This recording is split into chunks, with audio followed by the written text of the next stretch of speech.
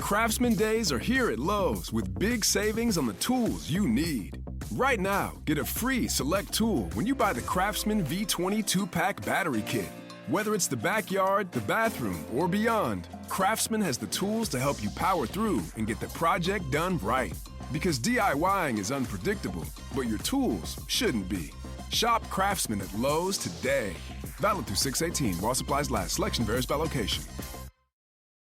Hi, I'm Richard Karn, and you may have seen me on TV talking about the world's #1 expandable garden hose. Well, the brand new Pocket Hose Copperhead with Pocket Pivot is here, and it's a total game changer. Old-fashioned hoses get kinks and creases at the spigot, but the Copperhead's Pocket Pivot swivels 360 degrees for full water flow and freedom to water with ease all around your home. When you're all done, this rust-proof anti-burst hose shrinks back down to pocket size for effortless handling and tidy storage. Plus, your super light and ultra-durable Pocket Hose Copperhead is backed with a 10-year warranty. What could be better than that? I'll tell you what, an exciting exclusive offer just for you. For a limited time, you can get a free Pocket Pivot and their 10-pattern sprayer with the purchase of any size Copperhead hose. Just text WATER to 64,000. That's WATER to 64,000 for your 2 free gifts with purchase. WATER to 64,000. By texting 64,000, you agree to receive recurring automated marketing messages from Pocket Hose. Message and data rates may apply. No purchase required. Terms apply. Available at pockethose.com/terms. Follow the money. That's what I always say. You always follow the money. Yeah. This is Follow the Money with Mitch Moss and Paulie Howard on VSiN.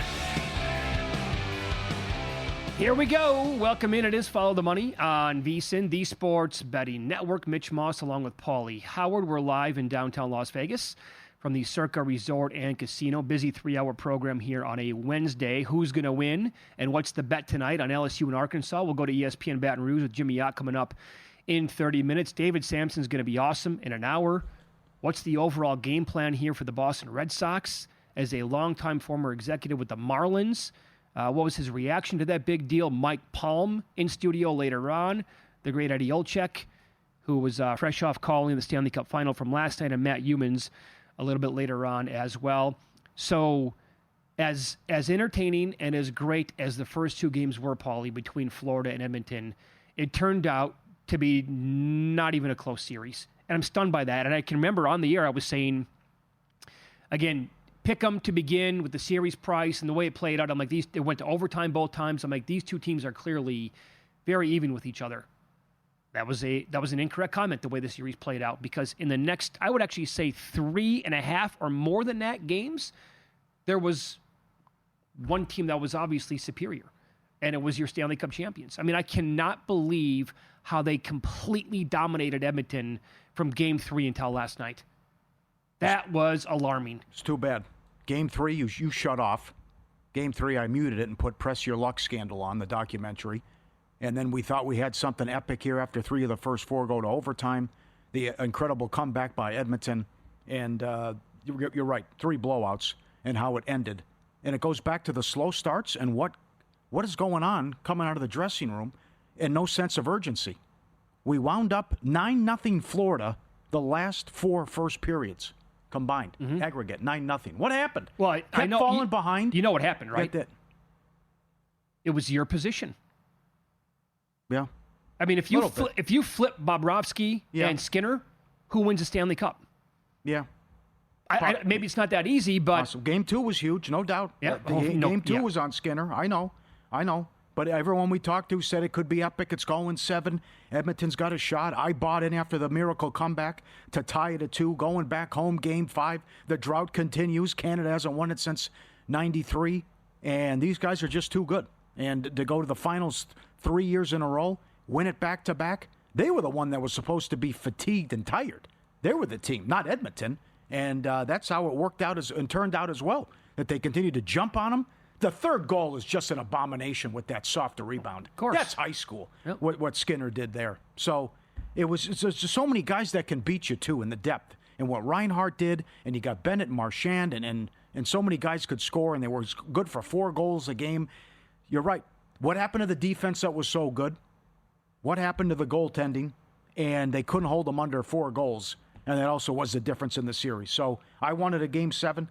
For our business and as a fan, I wanted to see it Friday night. But how to just get manhandled the last 2 games and blown out was disappointing. If Florida can keep this together going into next year, right, that might be a big if. Difficult to obviously have every single piece back from a 2-time, reigning defending champion like they are right now. But if they can have most of what we watched in the last 6 games back, they kind of proved here that, and as good as Edmonton really is, Edmonton was awesome in the West after dropping, the first 2 games against LA.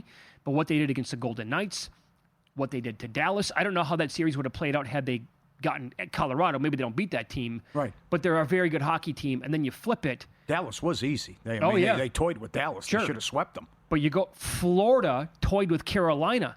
And Carolina's really good. That was a complete mismatch. They absolutely did the same thing to Tampa Bay. I guess the most difficult competition they had. Hello. Yeah. Toronto? I'm going to die on that hill. The biggest play of the playoffs was probably Bennett elbowing Stolarz in the head. Yeah. It's 2-0 Toronto. It's 3-1 in Game 3 on the road midway through the game.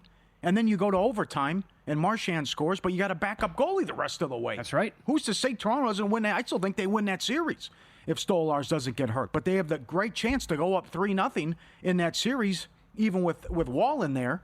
And it was that's maybe why Bennett should have won the Conn Smythe for knocking that guy out of the series, what he did. Good point. So, I mean, again, if they run it back, and all that talk was Toronto, they can't possibly bring back the core. Well, it turns out they were the closest team to Florida. Maybe that doesn't translate to next year, but I don't know. Is Colorado the closest team? And Colorado didn't even make it to the Western Conference Finals this year. Mm-hmm. Who would it be? Yeah, well, they return a lot of guys, so that's why they're in the mix. But the Florida has to be the favorites again, no question. To the 3-peat. Edmonton, they opened up the favorite last night. Can't be. How? No, can't be. No way. And I can't wait to talk to Eddie Olczyk, too, about what do you do now? I mean, you took a step back. You were down 3-0, but you forced a Game 7 last year. But what happened to the defense and what happened to the goaltending? I don't know what you do now with goaltending, what happens, and the big changes you make, or if you make a big trade. Somehow, some way, they have to address that big position. They have to go out and get a brand new goaltender next year. They just do. Is that possible? They're going to have to make something work. The front office is going to have to be savvy. They're going to have to be smart. You can't possibly run it back again. You're not going to win a cup. Just not good enough. Mm-hmm. And they were good enough to get there. But after that, and that might not be the case next year. Well, maybe they see a different team, too. That's how they could look at it. That just Florida's just better. If it was somebody else and there was a mini upset, maybe they win it. But that's, but that's, it also got, it's health. It's a war of attrition. How about how it comes out after the game, how many guys were banged up for Florida and playing with tough injuries, and that's what got them against Vegas. Vegas certainly was a better team 3 years ago, but all those guys for Florida, they were hurt too. Right. Mike Palm, a couple of weeks ago before the Stanley Cup started on this show, he said he liked Edmonton because his thought was the best ones in the NHL eventually get over the hump and they win a Stanley Cup. They win a championship. And he was talking about Connor McDavid, obviously. Now, how about this stat from OptaStats last night after the game? McDavid is the only player in the NHL history, by the way, to have 9 straight 90-point seasons but not win the Stanley Cup in any of them. Yeah. And, again, Florida had the lead for, more than 220 minutes last night? And Edmonton led for 35 minutes in the entire final? That's not close. Again, they kind of tricked us here, I guess, with the first 2 games because it had a chance to be an all-time great series, and it never panned out like that. How about the Corey Perry curse? How bizarre wild. Is that? I know. 5 of the last 6 years, he's been on the team that lost in the Stanley Cup final. Right. I mean, that's just, what a kick to the groin that is, to be that close. And that's five just to do that, to be in position to do that, and you lose every single time. Yep. Did they get it right with the Conn Smythe? I think they did, yes. It was close, but I think that the right guy got it. Here was the official voting for those who missed it. Sam Bennett got 11 of the 18 first-place votes, and he got 7 second-place votes. Brad Marchand got the other 7 first-place votes and all 11 second-place votes. So they were on every single ballot first and second place, but Bennett won because of the 11 first-place votes compared to Marchand's 7 overall. He won 76-68 in total points. It's awarded on a 5-3-1 system. 15 goals, tied for second most in a playoff in the Salary Cap era, and 12 goals on the road. The timeliness of Marchand's goals were amazing, and I don't know, maybe if he scores a goal last night, he wins because Bennett did not. But that is razor thin, and we saw the tickets come in. You pointed this out, Jonathan. Great job by you, Jonathan Davis, as well here on the network, saying that Bennett And I saw the tickets as high as 100 to 1 to win the Conn Smythe. So that's a pretty good feeling for a lot of people who had that. Brandon won $21,000. That's a good bet. He had a $750 bet on it. Brian had 30 to 1. Chris had 30 to 1. Jerry had 18 to 1. Keep sending them in, and we'll put you on tomorrow. And it's Mama's Pizzeria with the tip jar tomorrow, too, on the show. So great job, everyone who had it. And thanks to JD as well. Plus, there were some vicious beats, how that turned out. I mean, you're right. 110 to 1 was out there. 39 to 1. I think Jonathan Davis got 30 to 1 before the finals. And Reinhart, with the 4 goals, leads the series in goals. How about that? A bad beat if you had Marchand. And Sam Bennett was 23 to 1 to have a point in every game of the series. He did not have a point last night. Wow. That was tough. There's also what happened last night in the WNBA. So as a result of the games and how they unfolded, we now know who's going to play in the Commissioner's Cup. It's the Lynx against the Fever when they play. That's not going to be until July 1st. Nafisa Collier had her first off game last night in 19 minutes for Minnesota, and Caitlin Clark had another good game. She's down to plus 250 to win the cup or to win the MVP. If you think that Caitlin Clark cannot win the MVP, I think that is a reckless thought to have and maybe even a comment to make. And all you have to do is look at the video that came out last night. What are the other women in this league doing? Why, since day one, to not fully embrace Caitlin Clark and how she completely upgraded the level of life you're going to have as a player in this league and how she is treated, like slapped and poked in the eye. She kind of retaliates a little bit, and then 2 women come in and hit her, and the one girl pushes her down to the ground. You're going to go back to flying on a helicopter to get to your games. You're going to be taking train travel, ladies here. Yep. It's what you cannot possibly, if she's eliminated from the game, good luck. Nobody's going to care.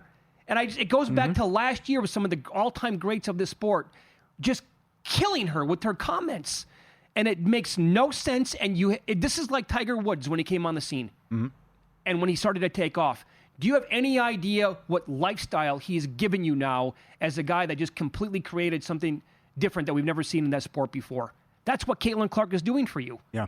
The jealousy and treating her like a punching bag, your success and longevity it goes hand in hand with her and coincides with her being around and putting up big numbers. And just look at the ratings. Sure. Before, when she's hurt, what happens when she comes back, and you're going to treat her like that?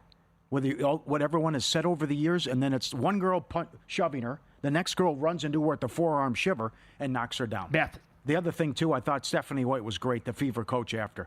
Everything's improved about this league except the officiating, which gets worse. They have no control over the game. No clue. None. And then no one's suspended, by the way. After that free-for-all in Donnybrook as well. Yep. All right, become a VSiN Pro subscriber. Get an early bird special here. Full VSiN Pro access until the Super Bowl for $175. NFL betting guide, which is going to be out soon. Daily best bets, exclusive betting splits as well. All you have to do is go to vsin.com/subscribe. Major League Baseball card is up next. What on earth is going on in the Bronx?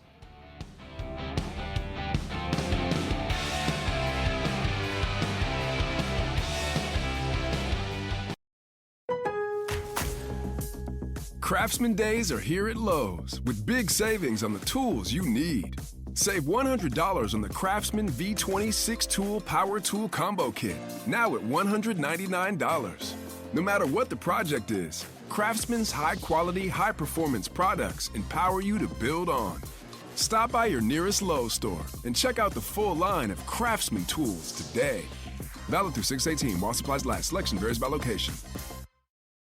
Hi, I'm Richard Karn, and you may have seen me on TV talking about the world's #1 expandable garden hose. Well, the brand new Pocket Hose Copperhead with Pocket Pivot is here, and it's a total game changer. Old-fashioned hoses get kinks and creases at the spigot, but the Copperhead's Pocket Pivot swivels 360 degrees for full water flow and freedom to water with ease all around your home. When you're all done, this rust-proof anti-burst hose shrinks back down to pocket size for effortless handling and tidy storage. Plus, your super light and ultra-durable Pocket Hose Copperhead is backed with a 10-year warranty. What could be better than that? I'll tell you what, an exciting exclusive offer just for you. For a limited time, you can get a free Pocket Pivot and their 10-pattern sprayer with the purchase of any size Copperhead hose. Just text WATER to 64,000. That's WATER to 64,000 for your 2 free gifts with purchase. WATER to 64,000. By texting 64,000, you agree to receive recurring automated marketing messages from Pocket Host. Message and data rates may apply. No purchase required. Terms apply. Available at pockethost.com/terms.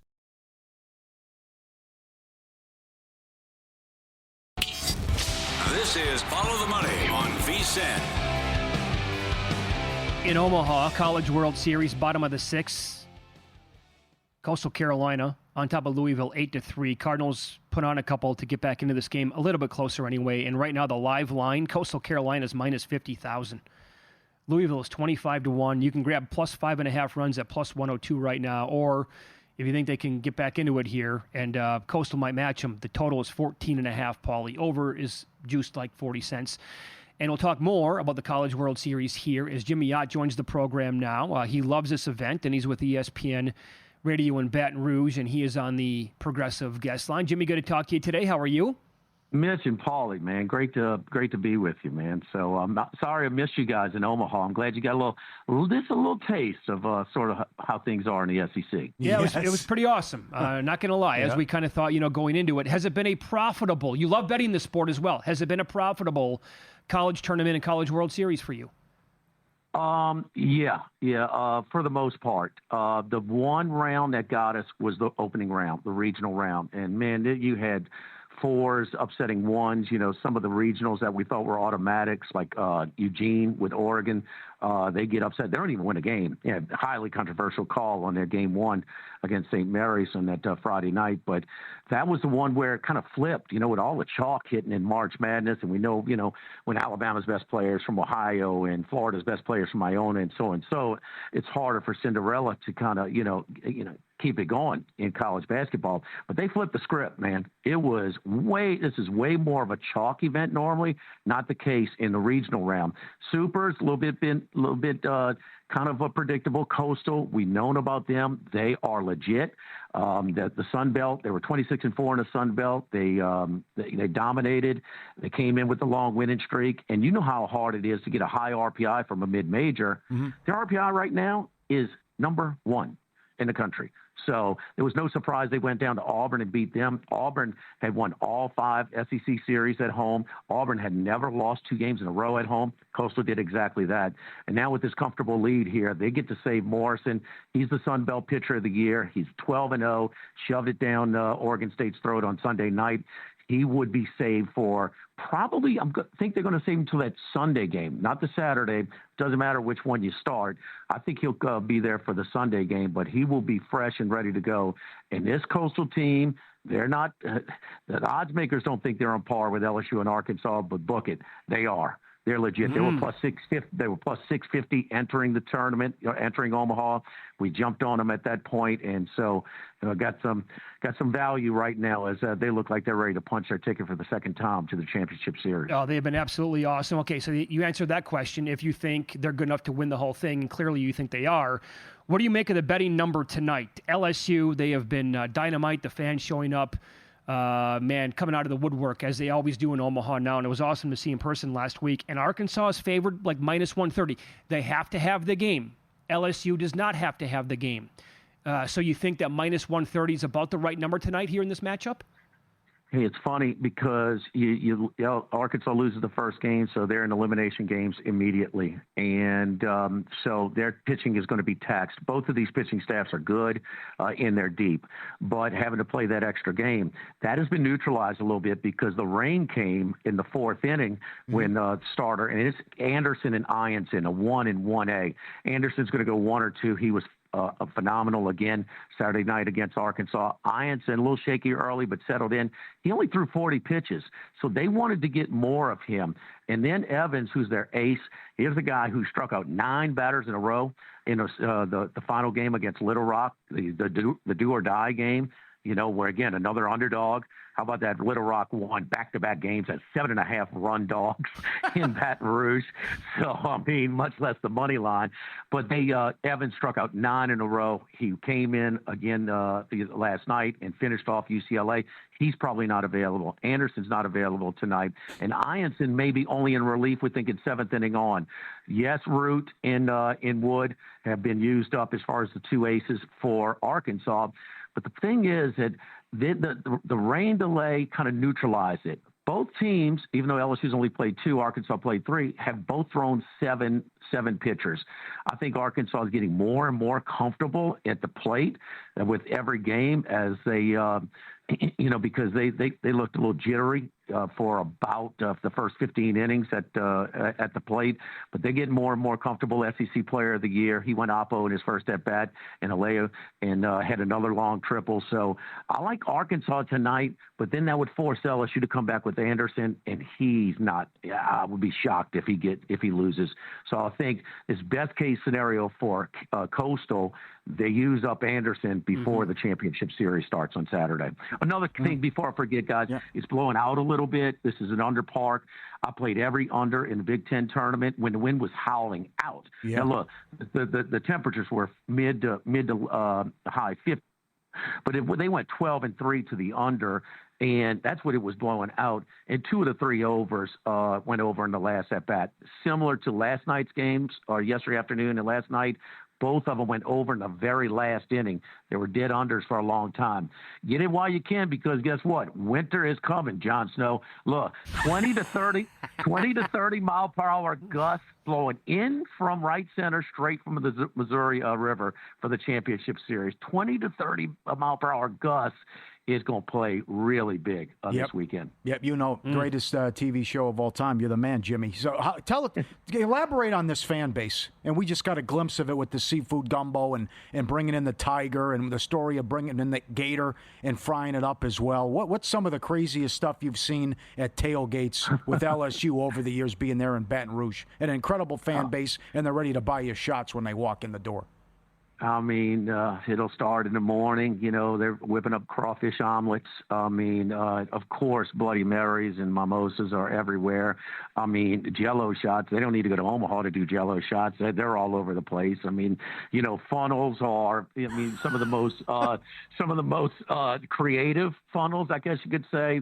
But in October, September's a little hot down here, but in October, you could stroll through campus and outside of campus, and you got badass jukeboxes and, on trailers and DJ booths and live bands, and everybody's cooking. You tell them, man, I'm from Vegas, first time here. Guess what? 90% of them going to feed you, going to put you under the funnel, and, be dancing with you before you go. So, and then when you get into the game, as the sun, right along the river, the sun setting, and just people are just screaming as they're going into the game, just fired up. They're all juiced up. And then if you got a big time opponent, it's at night. We played at night forever. You will get the chills are real. The chills are real, but it's all, we got to be a big time opponent. Got to be at night. Got to be decent weather. Again, September's too hot, and that's not just in Baton Rouge. That's in Tuscaloosa. That's in Athens. The swamp when Spurrier was there was crazy. I mean, Auburn's a big time atmosphere. Look, man, this the original 8. Go to one of those. I mean, you can go to Nashville, the number 1 spot for bachelorette parties. Lexington with Keeneland, Bourbon Tours, Oxford. What do they call Miss America in Oxford? A 7. I mean, look, it's everywhere. I mean, it's a unique spot, man. And what? Finally, you're gonna walk out the building the next day, and you're gonna be like, that stupid ass commercial with that dumb moniker. It just means more. I mean, it just hits a little bit different, I got to say. So I'm glad you got a little taste because my money's on that you guys will be down here for the fall at some location. I'll be glad to point you in the right direction. That'd be amazing. What's the most exotic food that you've ever eaten that you think is actually pretty good? Oh, gosh. I mean, anything with crawfish is really good. What's really good? It's soft shell crawfish. And you could do them in a number of dishes. But, I mean, really, the thing that's really grown in this area is the char-grilled oysters. And, I mean, oysters are something that you had to develop a taste for. And, they got them. We get them in the Gulf, we get them in Mobile, in the Alabama area, in southern Louisiana. But the char-grilled and the Dragos down in New Orleans was the first one to do it. Everybody's copied it. In fact, my dad shucked a sack of oysters. We put them on a char grill when the Saints beat the Colts. I had a house party back then. So, but those are the kids. The kids grow up eating the char grilled oysters. You can't go wrong with that. So, Yeah, really, Jimmy, really good. Jimmy, dynamite spot. Great to catch up, and good luck with the bets tonight, moving forward, and to LSU as well. Thank you for the time. You guys are the best, man. Big fan. Take care. There you go. You can follow him on X at Jimmy Yacht 1045 from ESPN Radio in Baton Rouge, and he was on the Progressive guest line. Crawfish omelets. I'm in. I tried that for sure. I wanted that seafood gumbo, too. So did I. But it wasn't ready. The kid's got an oar. He's standing up like this. He's like... Yeah, just waiting. Okay, they don't mess around. No, they don't. That is a real quote, too, from the interim coach of the Rockies. A lot of ball left. Don't let us get hot. That's a parody account. No. Yeah, it's a parody account. No. We gotta confirm it for another source. Maybe we have time. Maybe it really is a thing. Yeah. Win Some, Lose Some is up next. I poo-pooed his chances of winning on the show yesterday. Then he goes out and does that. Time to re-examine one day later here and Follow the Money. It's VSiN, the Sports Betting Network.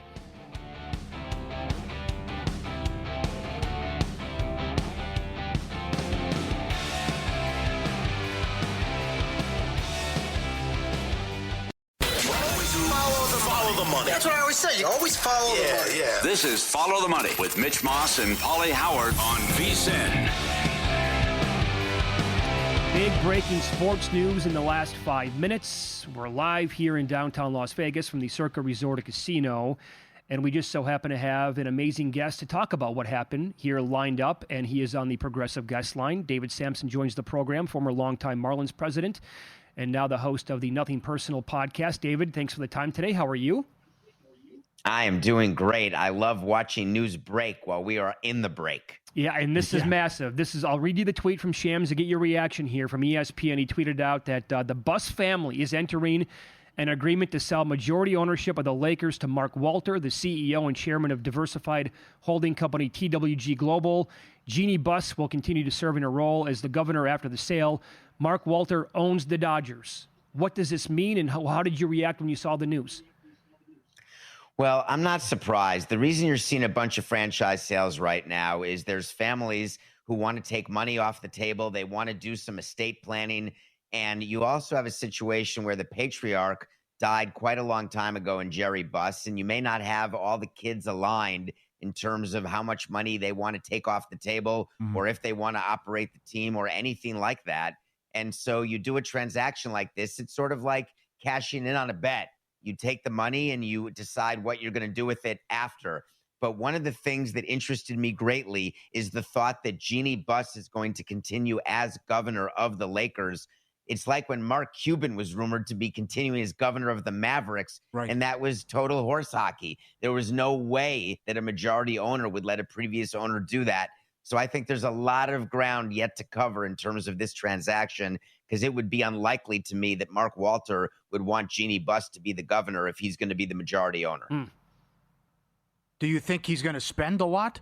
Certainly they have a cap, but if he'll go past the second apron and what he'll do as an owner and spend? Well, if you look at what the Dodgers do, they've got a tremendous amount of money, and they use their money as a sword, not a shield. By that, I mean they're willing to take on bad contracts in order to get extra draft picks or extra young players. They're willing to pay injured players while they rehab in order to benefit from them when they're healthy. And that's a sport without a salary cap. The big difference in basketball that Mark Walter is going to get used to, and maybe that will impact baseball's collective bargaining negotiations, but he's going to get used to a sport with a cap.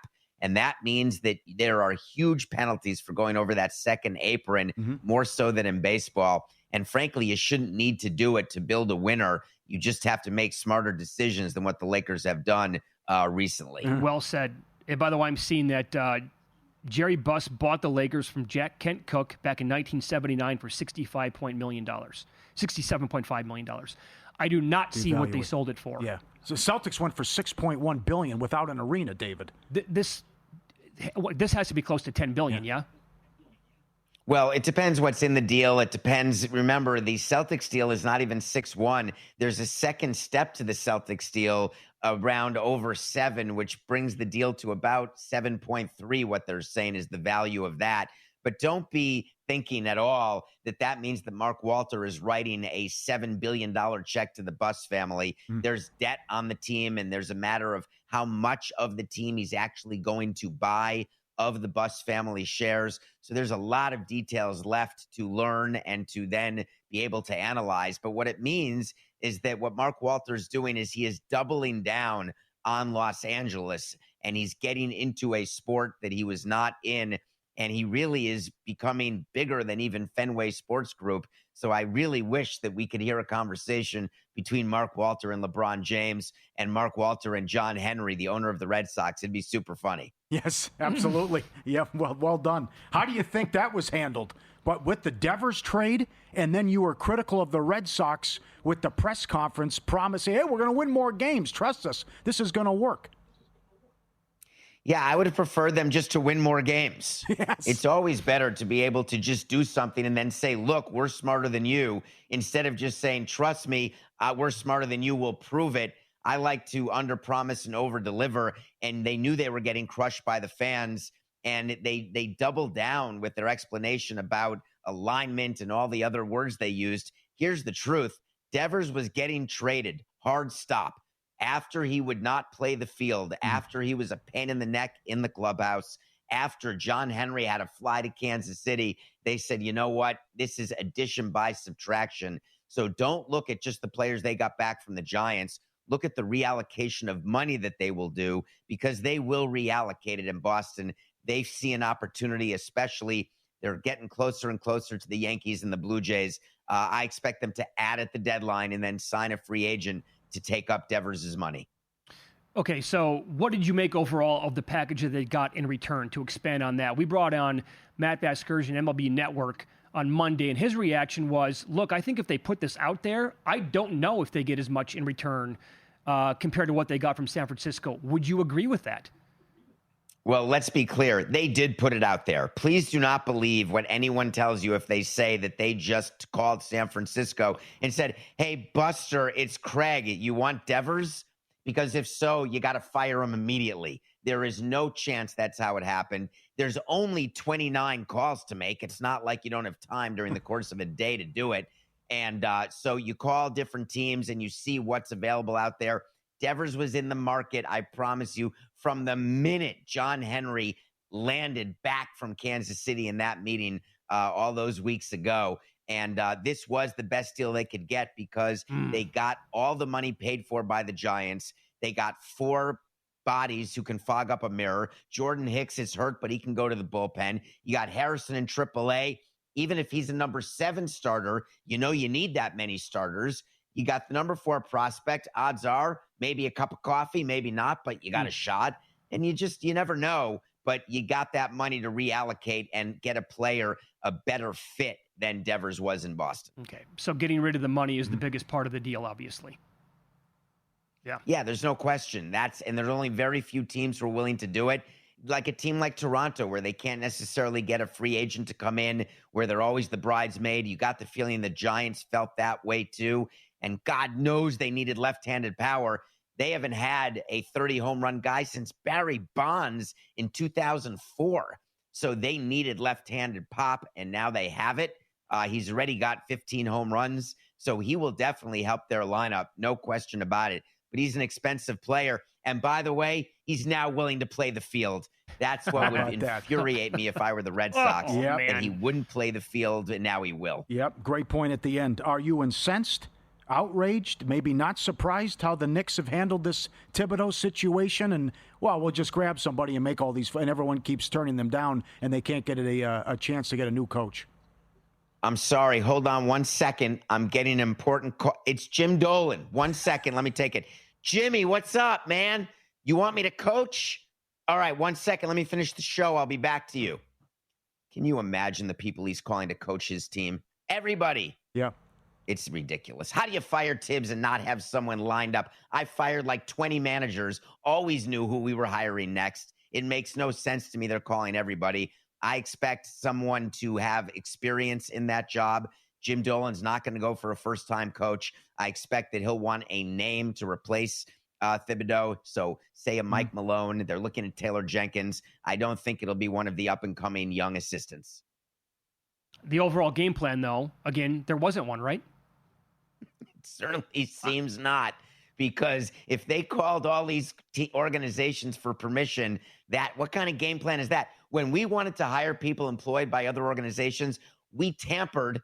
First, we spoke to the coach or the manager and said, hey, do you want to come to us? Yes. All right. Then we called the owner of the other team and said, hey, we want to hire your manager or your coach or whoever else. So first you tamper, then you figure out how to get permission. You don't do it after the firing. You do it all before the firing.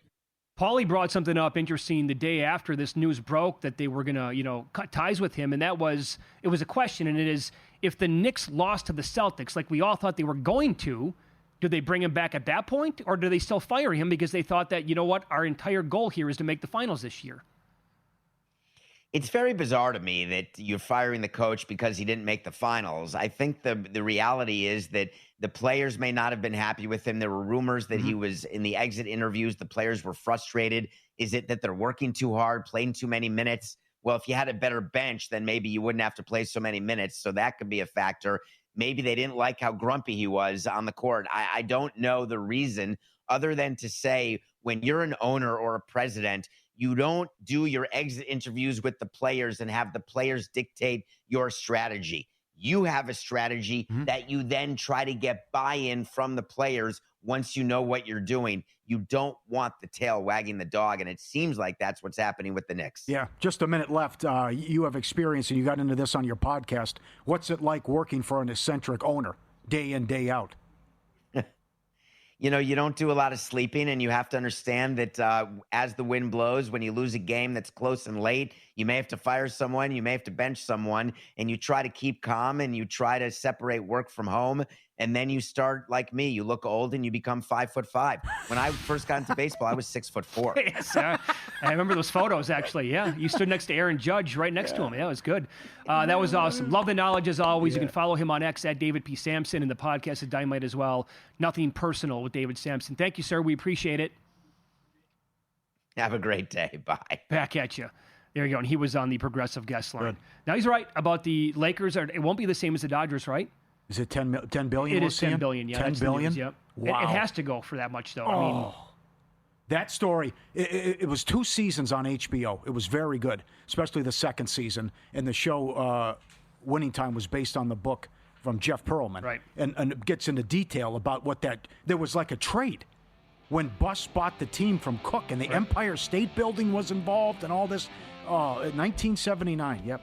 Incredible. All right, up next, we'll hit more games in Major League Baseball, an update on the Red Sox Mariners, live betting numbers and props for tonight's card. How about 13 and 3 to the over when facing this team? Details next.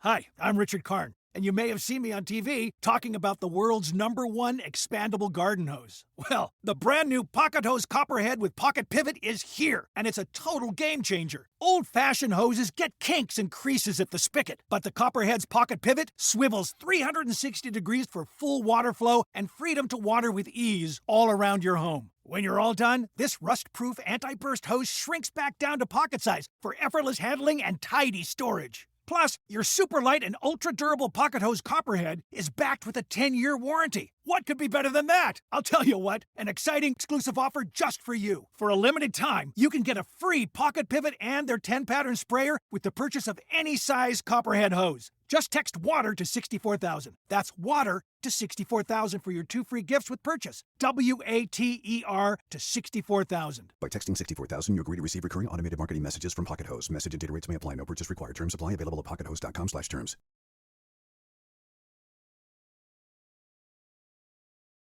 Follow the money. That's what I always say. You always follow the money. Yeah. This is Follow the Money with Mitch Moss and Paulie Howard on VSiN. Good to have you on board here on a Wednesday. Busy hour coming up in 15 minutes. I have some betting questions for Paulie on tonight's Major League Baseball card. Bottom of the hour, Matt Euman's on the program. His best bets, in-pocket plays from us as well. And here we start the hour by going out to the progressive guest line as the great Eddie Olczyk is kind enough, as always, to join the program on the heels of calling the Stanley Cup in a total professional and incredible way, as always, for TNT. Eddie, thanks for the time today. As always, we appreciate it. How are you? Hey, Mitch. Hey, Paulie. Great to be with you guys, and thanks for the kind words. Honor and privilege. I think last night was my 18th Stanley Cup final that I've been able to call over the course of the last 20-some years. So great thrill, and it was a pretty darn good series. And I think looking at it from start to finish, I think the team that played the best eventually won the Stanley Cup last night. Oh, no question. They were absolutely awesome, especially after game 2. But after those first 2 games, I thought, oh boy, they both go to overtime. These 2 teams are dead even. Yeah. This has a chance to be an all-time series. And it completely flipped. How and when did the series flip, in your opinion? Yeah, we touched on it, I think, right in the middle to the end of Game 2. We had talked about it in the first period of Game 2 where the Florida Panthers were, trying to intimidate, trying to bully the Edmonton Oilers, and it was a parade to the penalty box, and they were going out there and they were taking offsetting penalties. It became 4-on-4. There were power plays going on in that first period. You're not going to beat the Edmonton Oilers with trying to play them 4-on-4 or, try to kill penalties and be able to beat them. And I think what happened was, and I think the series changed after period 1 of Game 2. I think that they had a conversation inside that locker room, and they said, look, enough's enough. No more after the whistle stuff. Let's just play whistle to whistle. We know we're the better team. Let's, keep an eye on, obviously, the 2 big boys in Draisaitl and McDavid. They're going to get their chances. They're going to get their goals. Let's just not give them any freebies. Freebies meaning on 4-on-4, power play. And I just think that they turned their cheek after period 1 of Game 2, and I think that changed the whole feeling and tempo of the series because Florida has that ability, and they like playing that way. Stoppages, whistles, going to the net, bumping people, all that kind of stuff. But I think that's where the series turned, and from that point on, when you look at it, Florida ended up winning 4 of the next 5 games, and they won their second Stanley Cup back-to-back. Mm-hmm. Great points. I couldn't believe how they jumped on them in every game, too. We kept talking about if Edmonton could just get the lead, Florida outscored them 9-0 in the first period of the last 4 games. Yeah. It is hard to comprehend, Paulie, that at least you think you'd get a bounce. Now, remember in Game 5, McDavid had a couple of pucks that were right on his stick out in front of the net, and he fanned on one, and then the other one kind of rolled on him. So, they did, last couple of games, they did get off to good starts, 4, 5, and 6. I think they got off to the kind of starts that they wanted. The interesting thing to me with Florida is like when they got a chance or they got a bounce, the puck was in the back of the net. They weren't going to miss. Now, that's the difference between Sergei Bobrovsky and Stuart Skinner and Calvin Pickard. The chances that Edmonton did have, they weren't able to capitalize, and the 1 or 2 that those first periods ended up being the difference. The one thing I will say is that I was a little bit surprised in a lot of these games, and I understand Chris Knobloch, the head coach of the Edmonton Oilers. He went to the heavy arsenal relatively early in a lot of these games, and my feeling is talking to the Florida Panthers, and again, these are my words, not theirs. I got the sense is that they were okay when McDavid and Draisaitl played together. They knew they would probably get a couple of goals just because of how awesome that they are. You just many freebies. And if you can keep them to 2, they felt like they had a chance. Again, my words, I think that they felt like they had a hell of a chance to win because once you got past the heavy load of number 1 line in Edmonton, Florida's depth was going to take over and they weren't going to get anything else. Do not underestimate the loss of Zach Hyman in the Stanley Cup final. He is this would have been his type of series. Injuries are what they are. We heard Matthew Tkachuk after the game last night talking about his serious injury. And I don't know how the guy was able to gut through that and be able to be able to play. But to me, I thought that they went to the heavy arsenal a little bit too early in a lot of these games. And obviously the Florida Panthers had the right scheme and the right game plan. And they just play for the most part 5-on-5 against the Edmonton Oilers. So the drought continues. Canada hasn't won it since '93. Edmonton goes out again. What changes would you make? Would you start in goal? I mean, you came close again. You have a talented group. What could you do if you're running Edmonton? Well, with the hard salary cap, Paulie, it makes it really difficult on how deep you want to go as far as a goaltender.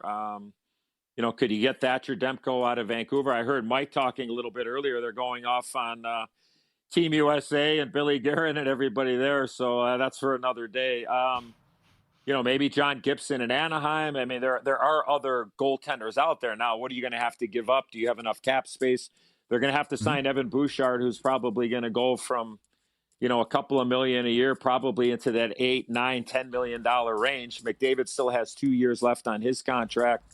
But I think it's got to be the depth, Paulie, I believe. I think that they need to improve on their depth. Yeah, I mean, getting Zach Hyman back is going to be large because then you can keep those guys separated if you want.